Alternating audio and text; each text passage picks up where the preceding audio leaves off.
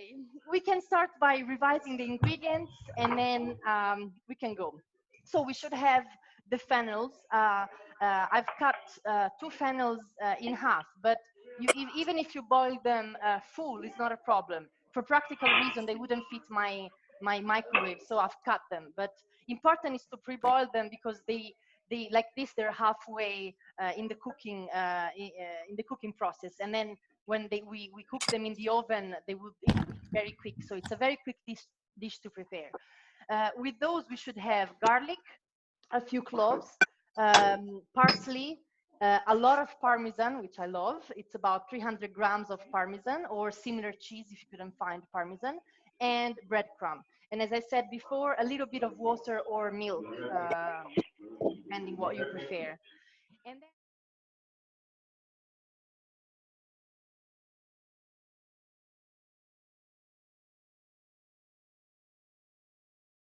then for our carrot gnocchi, we have the carrots, of course, which I have just draining.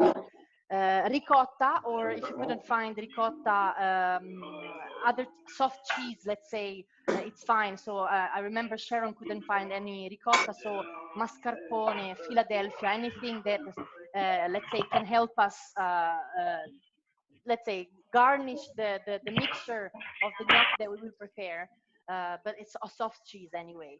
A few spoons of parmesan again, and then we have 100 grams of plain flour and 2 tablespoons of semolina or semola, whatever you call it. And then 4 eggs, which will use only the yolks. That should be all.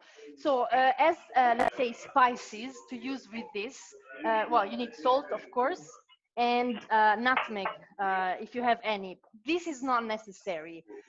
But if you like nutmeg and you have it, we can use it. But it's not, let's say, listed in the ingredients because it's not mandatory, let's say, to use it. Okay, are you all ready? Yep. We prepare the fennel first, like this, then we pop them in the oven and we can concentrate on our carrot gnocchi. So we will start by chopping our parsley and the garlic. So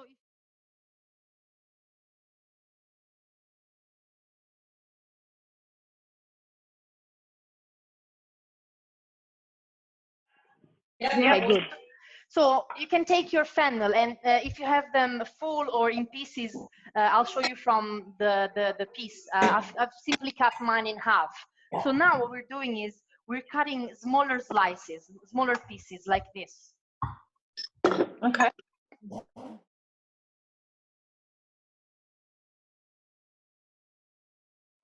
When it was cooking, my daughter came into the kitchen. She went, "It smells healthy." That's good. We like that. So if you have a bowl, a large enough bowl, we will dress them here with some salt and pepper, if you like pepper, the garlic and parsley.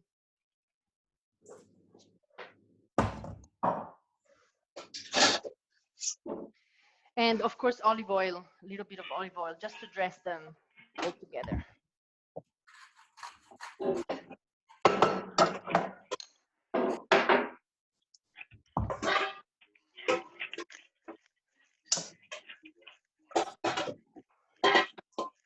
But in this part, you can also add other spices if you like. For example, I won't put it, but if you want, for example, some chili, you can put that as well. Depends really on your taste. So at this point, when you have them laid on the tray, you just adjust them to make them sit, let's say, properly. We can pass on to the cheese. So then you should have your breadcrumb.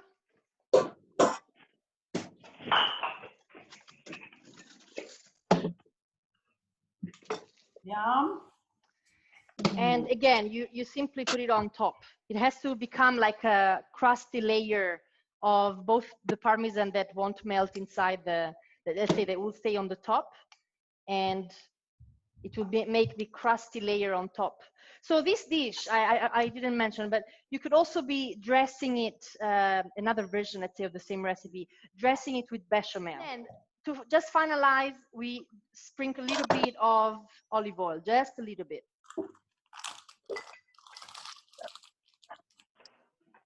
And this is ready.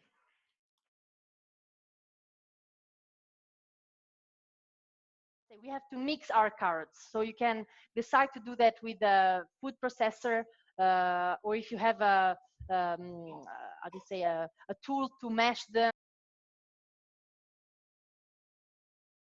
Separate the egg yolks from the whites, and we're using all the yolks.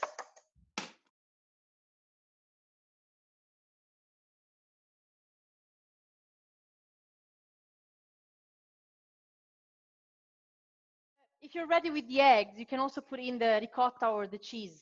Okay.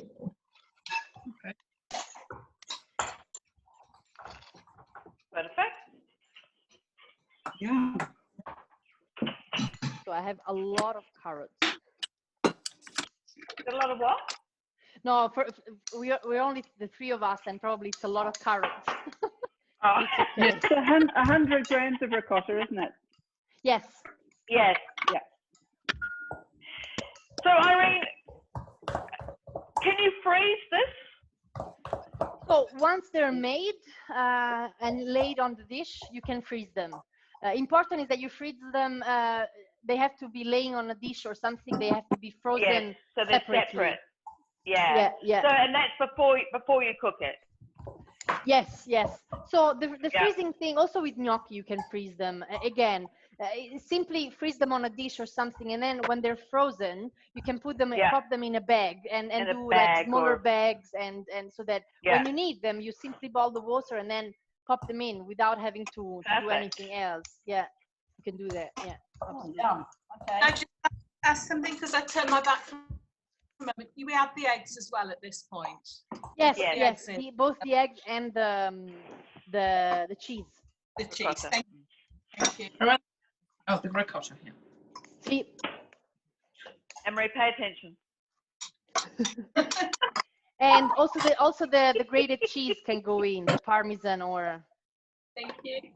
you can also put salt and pepper, and if you want, the nutmeg, but really if you want. So don't put too much salt here, because it's only to give, let's say, saltiness to the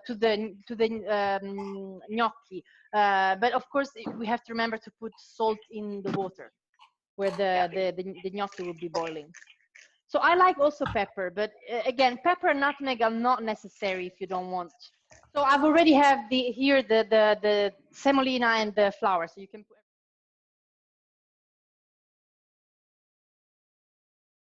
So at this point with the flour, you should have the mixture should become more. Yours looks quite thick, Irene.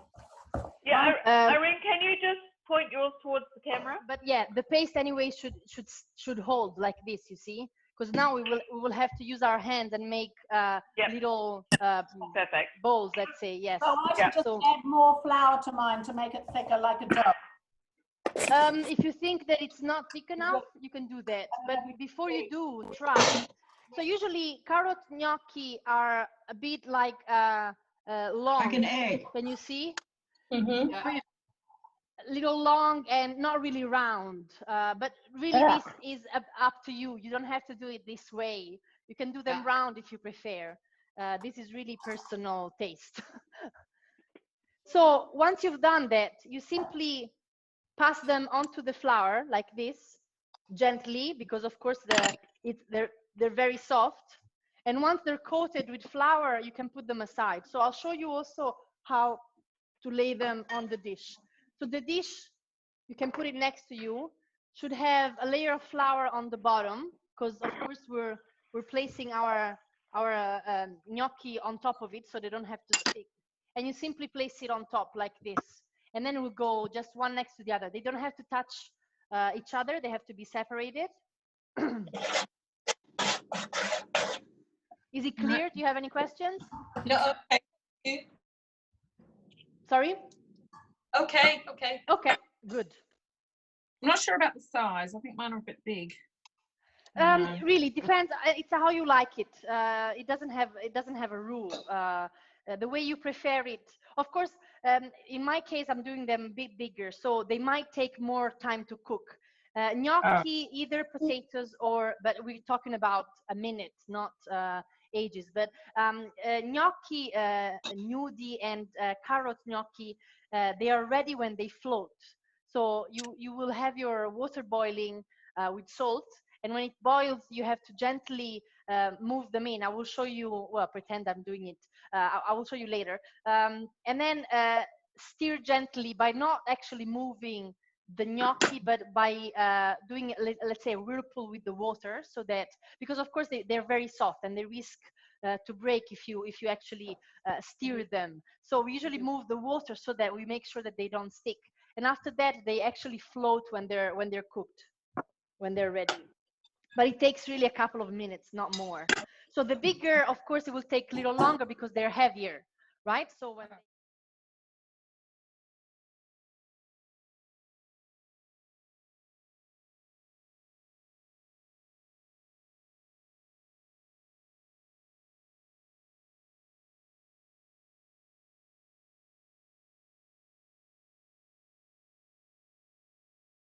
So make sure you have a big pot. In general, this is a rule for pasta in general, but especially for this that are like, let's say, bigger size.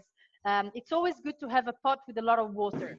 The pasta is always best to cook it in generous amount of water.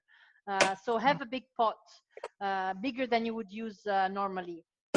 Okay. So, Irene, if we were to cook this now, Yeah. what would it be like reheated? I mean, they're good. They're good if you reheat them anyway, because they're already dressed and they're already cooked. So you can reheat them in a pan. So put like a little butter or olive oil into the pan and then pop them in again just to reheat them. Yeah, I would suggest this solution. I think it's. So which do you think we should do? Should we cook them now and reheat them tomorrow, or shall we wait till tomorrow to cook them? So if you're having them tomorrow, I suggest you cook them tomorrow. Okay. If you're having them tonight and you have leftovers, then you can reheat them. But I wouldn't I'm going to cook a couple tonight. Just yeah, me exactly. too. You can also do that. The pot's ready. Yeah. Just a few, and then I'll cook the rest tomorrow. Yeah. Yeah, exactly. Yeah, exactly. Again, We all have to have a taste, right? Absolutely.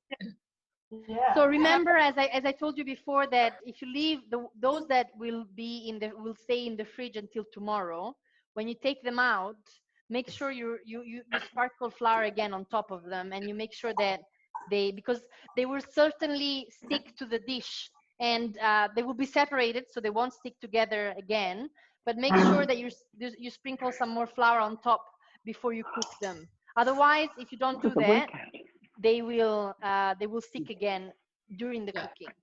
Odd shapes. So on your dish, you simply sprinkle flour just before you cook them. Make sure they're dry again on the outside, so coated with flour on the outside, and then you can cook them. And now, if you're done, I'll stop with mine, and I can show you. So before I turn on the flame, I prepare my sage as well. So you basically take, for those who have fresh sage, you can simply take some of the leaves off, do it with your hands directly into the pan. So I'm putting this in with the butter, and then I'm turning on the flame. Floating. Floating? Really? So let them float for a little bit. See, I'm sparkling a little bit more flour on top because some of them have already soaked the flour that they had on the outside. So it's good to do this. Yeah. When they're floating, you just leave them for a little bit, Irene. Yes, just for a little bit, just because let's say you finalize the cooking. So, or you do this, so you take them one at a time, or if you have something you can help you to slide them on the dish, that would be perfect. So, And do we keep the butter and the sage on a low heat before we put them in, or turn it off? no, I was just about to show you this. Now, my butter, it's bubbling, you see, and it's completely melted. Okay. At this point, the sage is completely soaked. I turn it off because otherwise the butter will burn. One trick for that, even if it sounds weird, but careful not to burn yourself, it's to pop a finger inside your water and taste if it's salty enough. Don't keep it too long, but you can do that. So just to show you how you should be supposed to do it, but you've all done very well, so well done. So I'll just slide them Are much inside better than mine. Try that. like this. No, I won't put all, otherwise my family will kill me. And then I'm just stirring. Again, as you see, I'm stirring the water. I'm not stirring the nudie. I'm trying to move the water to make sure they don't stick. And let it cook basically till they float. So these are floating as well. So I gently pull them up like this, drain them a little bit, and put them in the pan. Well, one of mine broke. Never mind. So now that I have them, that's it. Now that I have them in my pan, again, I don't stir with the spoon or anything. I just mix them inside like this. One day, Irene, we'll come and see you in person. You're very welcome. You're very welcome, of course. Of course. It will be a very good pleasure to have you here instead of in a screen. Yeah. Lovely to meet you. Very nice. Thank you so much. You're very welcome, and enjoy. Buon appetito. Enjoy your meal, and good night for those that are on the other side of the planet. And Sharon, Alison, well, have a good day. Thank you. Okay. Thank Good you. weekend to everyone. Bye. Ciao. Thank you. Bye. Ciao. Very welcome. Bye bye. Ciao.